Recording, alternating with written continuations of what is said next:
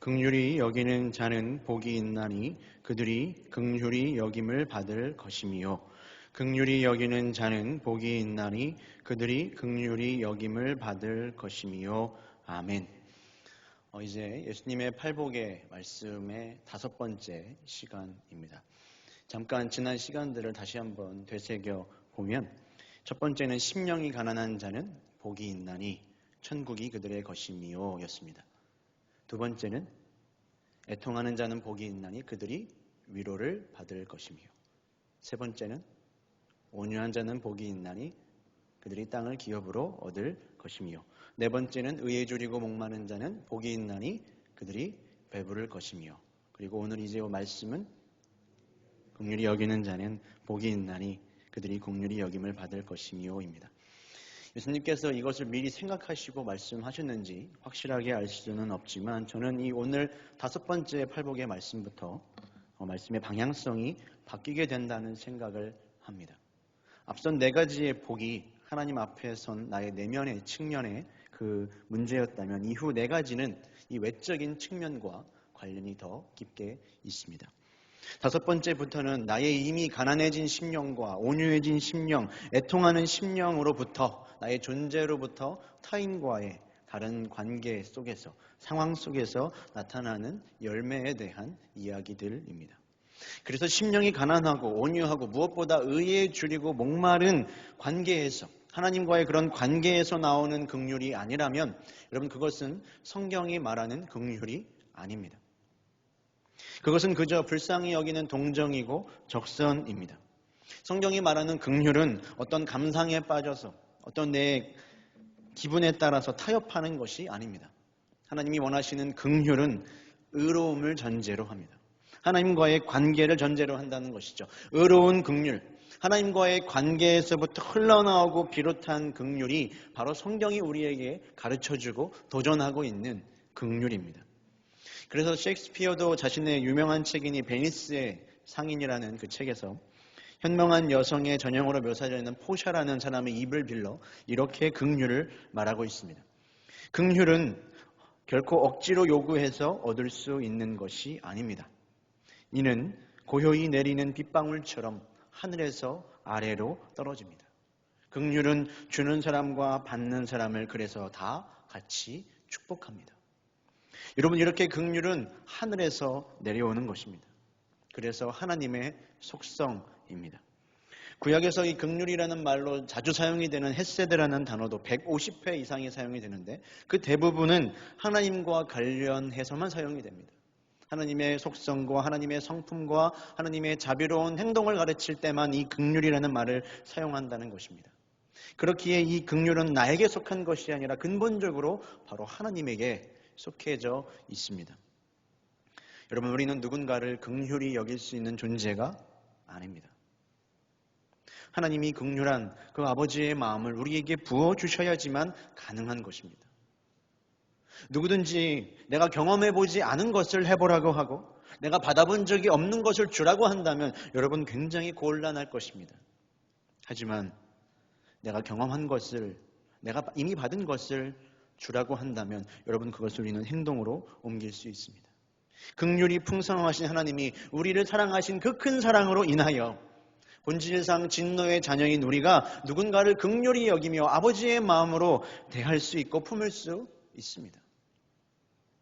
여러분, 이것은요, 내가 긍휼을 받았기 때문에 누군가를 긍휼히 여겨야 한다라고 하는 원인과 결과라고 하는 인과의 문제가 아닙니다.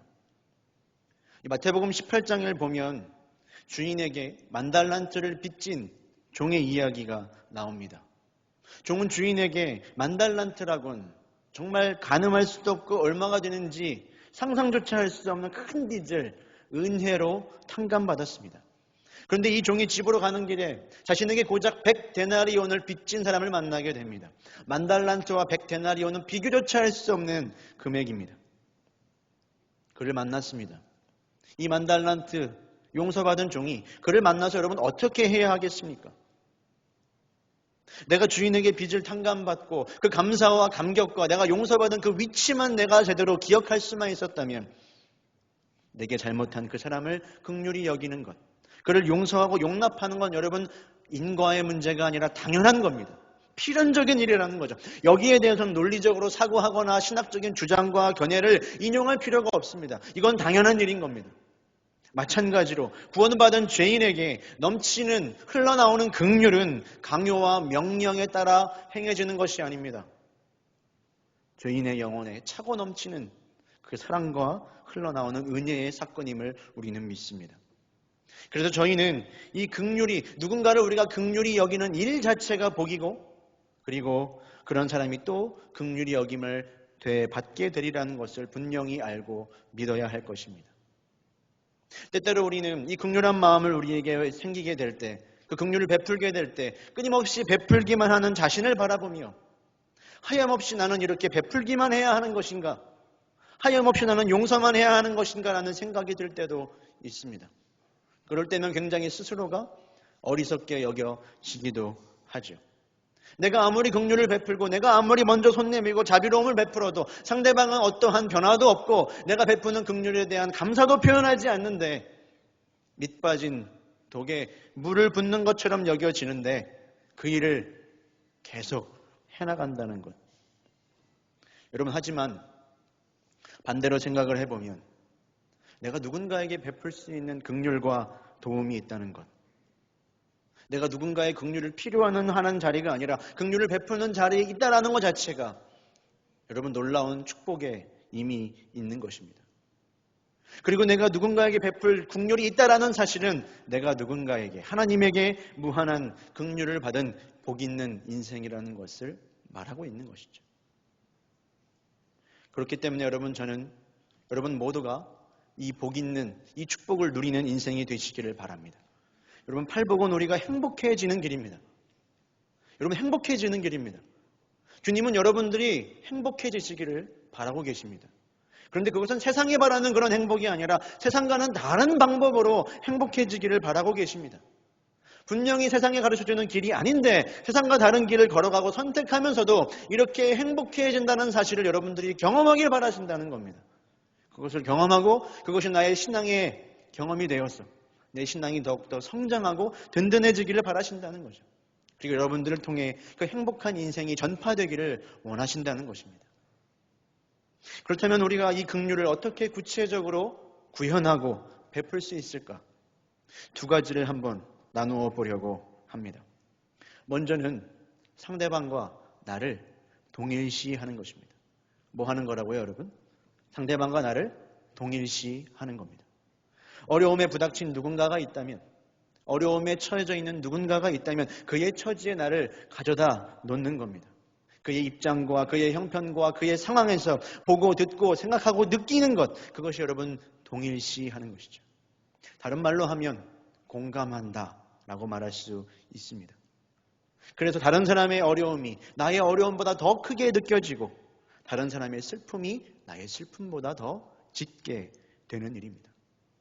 그런데 이러한 긍휼에는 특징이 한 가지 있는데 무엇인가 하면 긍휼을 받는 그 대상을 구별하지 않는다는 겁니다. 우리는 내가 긍휼을 베풀어야 하는 대상과 긍휼을 베풀지 않아도 되는 대상을 내 기분과 나의 기준에 따라 구별을 하죠. 하지만 성경이 말하는 긍휼의 특징은 대상을 가리지 않습니다. 누가복음 10장을 보면 우리가 잘 알고 있는 긍휼을 베푼 사마리아인 비유에 대한 이야기가 나오죠. 강도를 만나 죽게 된 그 사람이 누워져 있는 그 모습을 보고도 레위인과 제사장은 다 피해갑니다. 하지만 사마리아 사람은 그를 보고 불쌍히 여겨 도와주죠. 강도 만나 쓰러져 있는 그 사람이 유대인인지 사마리아인인지 돈이 많은지 적은지 어떤 신분을 갖고 있는지 구별하고 확인해서 도와준 게 아닙니다. 강도 만난 사람이라는 것, 그가 긍휼이 너무나 필요한 사람이라는 것, 내가 그를 도와주지 않으면 그는 죽을 수밖에 없다라는 그 사실 하나면 충분했던 겁니다. 여러분, 이런 공감과 나와 그를 동일시하는 것, 저는 이것을 이렇게 표현하고 싶습니다. 하나님의 눈으로 보는 것, 하나님의 마음으로, 하나님의 눈으로 그 사람을 바라보는 것, 저는 이것이 긍휼이라고 생각을 합니다. 우리의 눈으로는 절대 그렇게 이해하고 그 사람을 공감할 수 없지만 예수 그리스도의 눈으로 상대방을 바라보는 것이 긍휼입니다. 여러분, 예수님도 세상에 계실 때 사람을 빈부나 신분의 고하와 관계없이 긍휼히 여기셨습니다. 심지어는 예수님 자신을 적대하며 십자가에 못 박아 죽이려고 하는 로마 병사들을 바라보면서까지도 주님, 저들이 하는 것을 알지를 못합니다. 그러니 용서하여 주시옵소서. 긍휼히 여기셨습니다. 그들의 마음속에 하나님이 없는 사람이라면 누구나 예수님은 불쌍히 여기셨다는 거죠. 여러분, 우리에게도 내 주변에 있는 모든 사람들을 이렇게 예수 그리스도의 눈으로 바라볼 수 있게 되기를 소망합니다. 여러분, 이것이 긍휼입니다. 그런가 하면 두 번째로 이 긍휼이라는 것은 상대방을 향한 어떤 공감과 이해를 넘어 매우 구체적인 실천과 행동으로 나타나야 합니다. 긍휼은 실현되는 사랑입니다. 긍휼은 단순한 감정이 아니라 우리의 삶입니다. 그리고 기분이 아니라 행동이죠. 앞서 이야기했던 이 사마리아 사람은 강도 만난 사람을 불쌍히 여겼으나 거기서 그치지 않았습니다. 그를 치근히 여기고 그를 불쌍히 여기고 그에게 다가갔습니다. 강도를 만났다는 건 주변에 아직 강도가 있을 수도 있는 위험한 상황이죠. 그러나 그에게 다가갔습니다. 그리고 자신의 기름과 포도주를 내어주며 그의 상처를 치료해 주었습니다. 뿐만 아니라 자신이 타고 가던, 여행 중이어서 타고 가던 짐승에 그를 태워서 주막까지 그를 인도했습니다. 정성껏 돌봐주었죠. 심지어는 자신이 여행에 돌아오면 그때까지 잘 돌봐달라고 끝까지 책임을 지는 모습을 보입니다. 이렇게 내 머리와 내 가슴에서 머무르는 것이 아니라 나의 손과 나의 발로 연결되는 것이 여러분 진정한 긍휼입니다. 여러분의 긍휼을 베푸시는 그 모습들을 한번 떠올려 보십시오. 내 긍휼은 내 머리와 내 가슴에서 그저 불쌍하다라는 생각에 머무르지는 않았는지, 누군가를 향한 나의 대가 지불과 섬김과 사랑의 실천이 과연 있었는지. 그래서 예수님도 이 비유를 말씀하시면서 너희가 이것을 믿느냐, 너희가 이것을 아느냐라고 말씀하신 것이 아니라 가서 너도 이와 같이 하라 말씀하십니다. 너도 이와 같이 하라. 저는 그래서 앞선 이 공감이 하나님의 눈으로 바라보는 것이었다면 이후 이 긍휼의 실천은 그에게서, 그 이웃에게서 하나님을 발견하는 것이라고 생각합니다.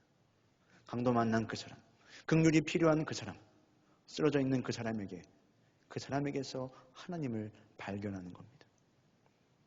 마태복음 25장을 보면 마지막 날에 사람들이 주님에게 묻습니다. 주님, 제가 언제 주님이 목마르실 때 주님을 마시게 했고 제가 언제 주님께 음식을 대접하였습니까? 그러자 우리 주님은 이렇게 말씀을 하시죠. 너희가 여기 내 형제 중에 지극히 작은 자 하나에게 한 것이 곧 내게 한 것이다. 긍휼이 필요한 그 사람에게 긍휼을 베푼 것이 바로 주님에게 한 일이라는 것입니다. 어떻게 그럴 수 있습니까? 그도 하나님이 사랑하는 사람이기에, 그도 나만이 아니라, 예수님은 나만이 아니라 바로 그 한 사람을 위해서도 십자가에 달려 돌아가셨기 때문에, 그에게서 그 하나님의 사랑을 발견했기 때문에, 그에게서 예수 그리스도의 십자가를 바라봤기 때문에, 볼 수 있었기 때문에 긍휼을 베풀 수 있는 겁니다. 여러분, 이삭의 두 아들이었던 에서와 야곱을 아실 겁니다. 야곱은 형 에서가 받아야 할 축복을 아버지와 형을 속이고 가로챕니다. 그리고 나서 죽임을 당할까 도망을 치죠. 오랜 세월이 지났습니다. 다시 고향으로 야곱이 돌아가고 있습니다. 고향에 가면 나를 죽이려고 칼을 갈고 있었던 그 형을 만날 것을 너무나 두려워하며 가고 있습니다. 그런데 막상 형을 만나니 둘은 너무나 극적으로 용서하고 화해하는 모습을 보여줍니다. 이때 형을 부둥켜 안고 야곱이 이렇게 말합니다. 형 에서, 내가 형님의 얼굴을 배운즉 하나님의 얼굴을 본 것 같습니다. 내가 형님의 얼굴을 배운즉 하나님의 얼굴을 본 것 같습니다. 야곱은 지금 형 에서에게서 이전에 내가 봤던 미움과 질투의 모습이 아니라 그에게서 하나님을 보고 있는 겁니다. 저는 이것이 야곱만이 아니라 에서에게도 똑같았으리라고 생각을 합니다. 하나님이 아니더라도 하다못해 에서는 야곱에게서 아버지의 모습을 봤을 겁니다. 아버지 이삭을 봤을 거예요. 에서가 본 것은 이전에 자신을 속이고 도망가서 죽이고 싶을 만큼 내가 분노하며 기다리던 야곱이 아니라 오랜 세월이 지나 절름발이가 되어서 다시 고향에 돌아온 그 야곱의 얼굴에서 아버지의 눈동자를 보았을 것이고, 그 야곱에게서 아버지의 머릿결을 보았을 것이고, 그 야곱에게서 아버지를 발견했을 것입니다. 그렇기 때문에 그를 바라보며 에서는 긍휼히 여기지 않을 수가 없었던 것이죠. 여러분, 그렇게 나에게 내가 너무나 긍휼히 대하기 어려운 그 원수의 얼굴에서 아버지를 바라볼 때, 하나님을 발견할 때, 여러분, 우리의 긍휼은 완성이 되는 것입니다. 그에게서 아버지를 보며 용서하고, 그에게서 예수 그리스도의 십자가의 사랑을 발견하며 중보하고 기도하게 되는 거고, 그에게서 하나님의 사명을 깨달아 나의 주머니를 털어 그를 위해 헌신하고 섬기게 되는 것입니다. 지금 여러분들의 마음에 떠오르는 그 한 사람, 그 문제, 그 사람과 그 문제를 다시 만나게 될 때, 여러분, 그에게서 당신을 용서하셨던 아버지의 얼굴을 보게 되시기를 바랍니다. 누구도 나에게 다시 기회를 주지 않았을 때 다시 내 손을 붙잡고 일으켜 주셨던 그 아버지의 얼굴이 그 사람에게서 보게 되기를 원합니다. 사랑하는 성도 여러분, 오늘 말씀은 우리가 다 잘 알고 있는 이야기입니다. 10,000달란트 빚졌던 것을 탕감받은 우리지만 정말로 100데나리온 빚 내어준 것을 용서하지 않는 것이 우리들의 모습입니다. 주일에는 예배에 나와서 하나님의 자비를 구하며 내 죄를 고백하며 나를 위한 자비는 한없이 구하면서도 월요일만 되면 칼같은 정의를 요구하는 것이 여러분 우리의 모습이지. 이 세상 참 긍휼도 없고 무정하다고 이야기하는데 여러분, 그것이 누구 때문입니까? 하나님 모르는 사람들 때문인가요? 긍휼함을 경험해보지 않은 그들 때문인가요? 아닙니다. 하나님의 긍휼을 받았음에도 불구하고 긍휼의 능력도 나타내지 못하고 그 긍휼을 흘러보내지 못하는 우리 때문은 아닌가 생각을 해봅니다. 여러분, 모든 인간은요, 그러나 긍휼히 여길 능력이 없어요. 우리는 끊임없이 다른 사람을 긍휼히 여기지 못하고 나만을 긍휼히 여깁니다. 나만 불쌍하고 나만 긍휼히 여깁니다. 자기 연민에 한없이 빠지죠. 제일 불쌍한 인생입니다.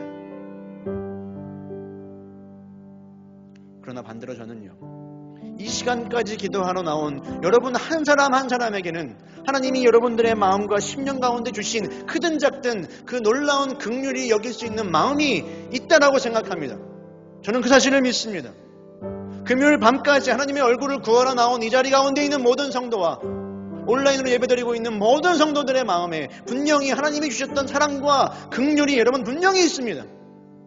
우리는 긍휼히 여길 수 있습니다. 하지만 그 긍휼이 우리에게서 발현되지 않는 이유는 이 세상이 한없이 자기중심적인 가치관에 흘러가고 있기 때문에 나도 모르게 함몰되어 버린 탓입니다. 내가 경험한 그 크신 하나님의 사랑과 긍휼을, 그 감격과 그 감사를 내가 잃어버렸기 때문이죠. 긍휼을 뿌리고 긍휼을 심으면 긍휼을 열매로 얻으리라고 하는 이 말씀을 믿지 못하는 믿음 없음 때문이죠.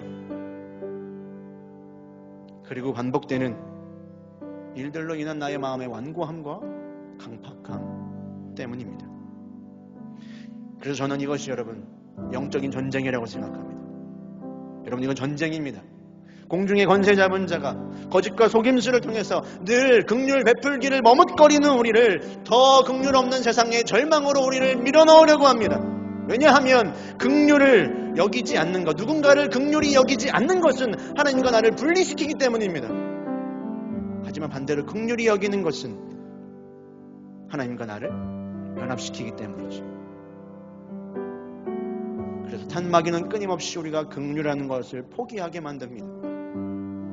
긍휼하는 것을 실패하게 만들죠. 그리고 내 안에 긍휼이 없다라고 속삭입니다. 여러분, 오늘 우리가 찬양하며 다시 도전하기를 원합니다. 주님, 내 안에 긍휼을 부어주시고 우리의 마음에 견고한 진을 무너뜨려 주시고 우리의 마음의 완악함을 깨뜨려 주시옵소서. 그래서 정말로 내가 포기하고 싶고 정말로 그냥 미워하고 무시하고 외면하고 싶은 그 문제와 그 사람, 그렇게 만들고자 하는 그 유혹에서 내가 승리하게 하여 주시옵소서.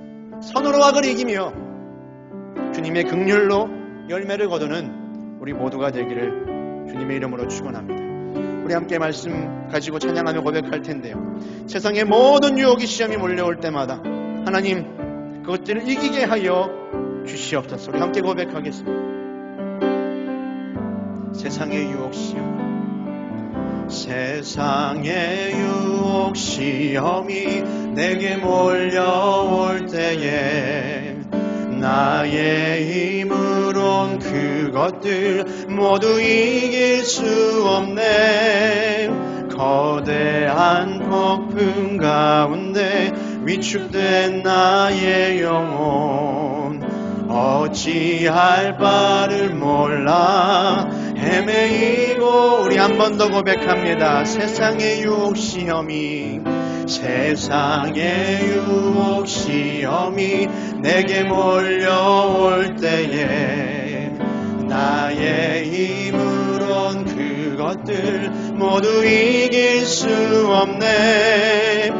거대한 폭풍 가운데 위축된 나의 영혼 어찌할 바를 몰라 헤매이고 있을 때, 바로 그때 주를 찬양, 손을 들고 찬양. 전쟁은 나에게 속한 것 아니니. 주를 찬양, 손을 들고 찬양. 전쟁은 하나님께 속한 것이니. 거짓과 속임수로, 거짓과 속임수로 가득 찬 세상에서 어디로 갈지 몰라 머뭇거리고 있네. 공중의 권세 잡은 자 지금도 우리들을 실패와 절망으로 넘어뜨리려 하네. 바로 그때 주를 찬양, 주를 찬양, 손을 들고 찬양. 전쟁은 나에게 속한 것 아니니. 주를 찬양, 손을 들고 찬양. 전쟁은 하나님께 속한 것. 주를 찬양, 주를 찬양, 손을 들고 찬양. 전쟁은 나에게 속한 것 아니니. 주를 찬양, 손을 들고 찬양. 전쟁은 하나님께 속한 것이니. 주위를 둘러보면, 주위를 둘러보면 아무도 없는 듯, 그러나 믿음의 눈을 들면 보이는 분 계시네. 지금도 내 안에서 역사하고 계시는 그분은 어떤 분입니까? 사망과 어둠의 권세 물리치신 예수님. 우리 그분을 찬양합니다. 주 찬양, 손을 들고 찬양. 전쟁은 나에게 속한 것 아니니. 주를 찬양, 손을 들고 찬양. 전쟁은 하나님께 속한 것. 우리 다시 한번 3절로 고백합니다. 주위를 둘러보면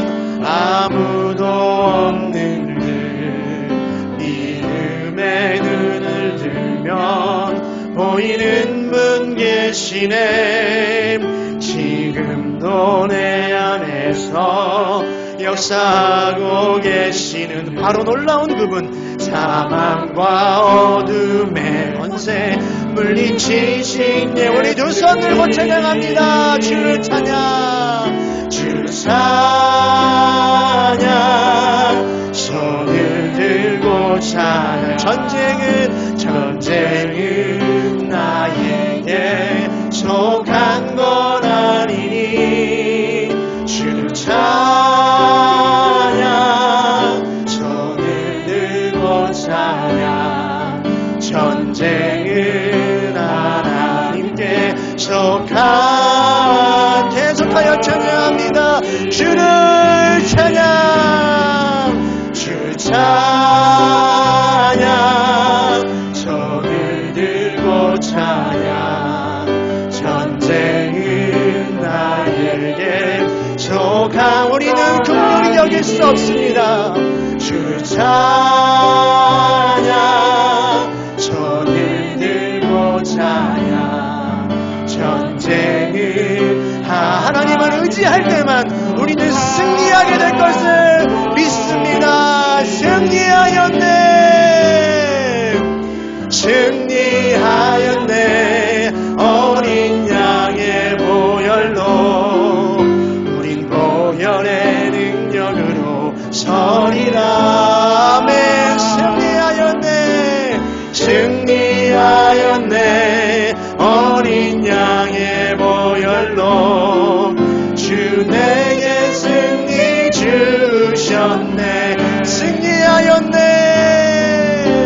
승리하였네. 어린 양의 보혈로 우린 보혈의 능력으로 서리라. 우리 승리를 선포합니다. 승리하였네, 어린 양의 보혈로 주 내게 승리 주. 우리 목소리 높여 찬양합니다. 승리하였네, 어린 양의 보혈로 우린 보혈의 능력으로 서리라. 아멘. 승리하였네, 승리하였네. 어린 양의 보혈로 주 내게 승리. 우리 마지막으로 고백합니다. 승리하였네, 승리하였네. 어린 양의 보혈로 우린 보혈의 능력으로 서리라. 아멘. 승리하였네, 어린 양의 보혈로 주 내게 승리 주셨네. 주 내게 승리 주셨네. 주 내게 승리 주셔. 주 내게 승리 주셨네. 주 내게 승리 주셨네. 사랑하는 여러분, 여러분이 이제 긍휼을 베풀려고 결단하며 할 때에 잊지 말고 가야 할 것이 있습니다. 하나님이 여러분들의 마음을 아신다는 겁니다. 관계 가운데서, 문제 가운데서 손상된 나의 감정과 나의 상처와 그래서 긍휼히 여기는 것이 너무나 어려운 여러분의 마음을, 여러분의 가슴을 찌르는 그 고통스러운 기억을 하나님이 다 알고 계신다는 겁니다. 그것을 이해하지 못하면서 너희가 긍휼해라 당위적으로 말씀하시는 것이 아닙니다. 그래서 주님이 이 땅 가운데 오셔서 십자가를 지신 겁니다. 그분은 우리를 동정하시는 아버지십니다. 그분은 질고를 지시고 거절과 수치와 모욕을 당하시면서 우리를 위해 긍휼을 베푸신 예수 그리스도세요. 그래서 우리의 그 인정하지 못하는 마음, 이해하지 못하는 마음, 긍휼히 여기는 마음이 도무지 생기지 않는 우리의 심정을 주님은 이해하세요. 그래서 이렇게 말씀하실 수 있는 거예요. 사랑하는 아들아, 사랑하는 딸아, 내가 너의 마음을 안다. 그리고 내가 너의 마음과 너의 심정을 품기를 원한다. 그러나 나는 너의 삶이 내게 이해받고 내게 용납받는 그 정도 수준에서 그치지 않기를 원한다.